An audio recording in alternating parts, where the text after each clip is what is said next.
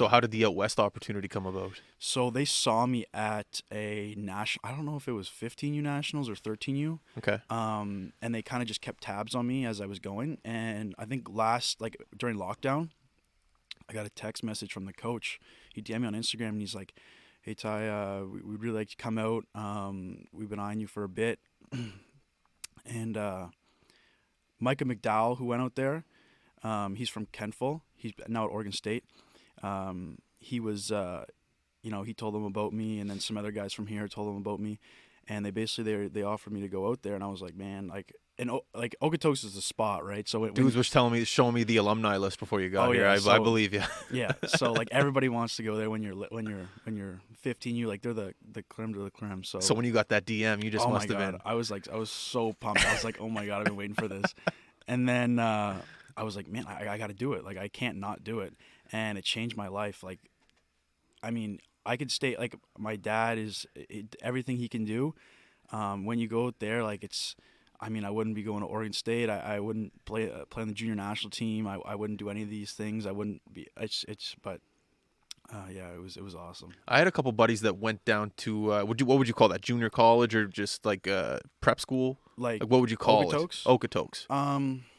What would I don't you? know. It's almost like a hybrid kind of like it's like because it's not in the States, so it technically wouldn't be like junior college type thing, but it's like the big when you're growing up around here, you're like if you get an offer to go to Okotoks or you even get mentioned in it, it's like a big deal. It's like for hockey here when you get that like. But like what compared to hockey though? Like what would it be like a team in the States? Like would it be like a?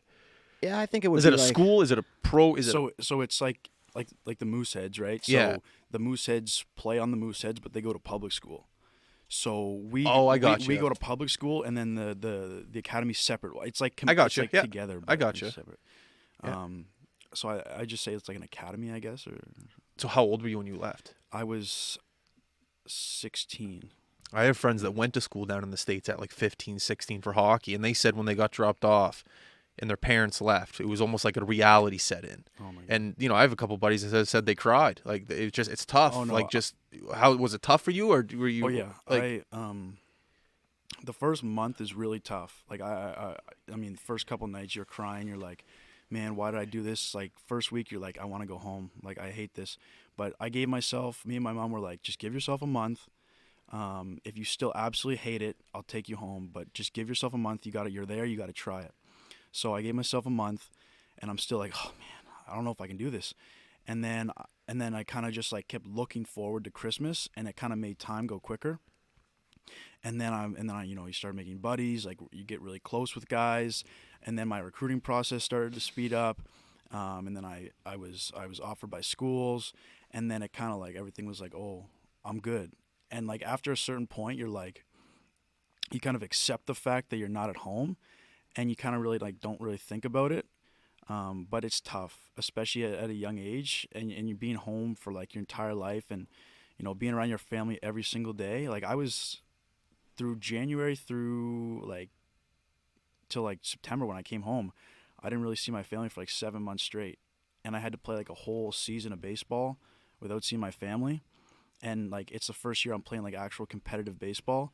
And I think it was really good learning curve though, because I had to learn how to deal with everything myself. like what? Like I struggle a lot with like my mental game. Like I tend to get down on myself a lot, and I had to learn how to because we played every single day. So I had to learn what happened. Just tomorrow you got to go out there and you got to be better, right? And the coaches do a great job of like working on stuff with you, but there's 200 kids in the academy and there's 25 kids on our team. Yeah. Right. So as a 17-year-old who's playing every day, starting out every day at first base, you're obviously not going to go 4 for 4 every night. You're going to have slumps. I think I was in a slump. Like I was 0 for like 15 at one point. And then you got to grind. It's like, you got to get up today. You got to go out there. You got to get your swings in. You got to do your routine, and you got to go out there and you got to play. And you just got to keep going and going, and it's tough and I had to learn how to kind of deal with that myself, because you're not getting pats on the backs and hugs, because it's a business. What we were playing, it was a business.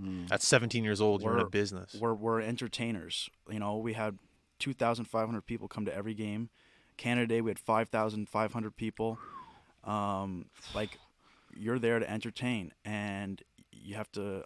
I had to learn what I think is good. It was kind of like a step towards where I want to be, pro ball. You got to learn how to do things yourself and how to carry yourself properly. Well, you always notice it. I know when we have young hockey guys on who are 17, 18, and they left home at 16, whatever it was, you definitely notice the maturity on those guys, and you can see it in yourself. If you have to leave your home at the age you did and you have to fend for yourself, it definitely will put a little bit of a wear and tear on you. It's like building calluses on your hands when you're working out. It's just repetition of being by yourself each and every day, and you have to go through that grind, and you can definitely notice it at your, you said 17? How old are you? 17. You definitely notice that right now. Yeah. The way you're able to like just handle yourself in this conversation already. It's great to see. Appreciate it, yeah. It's awesome.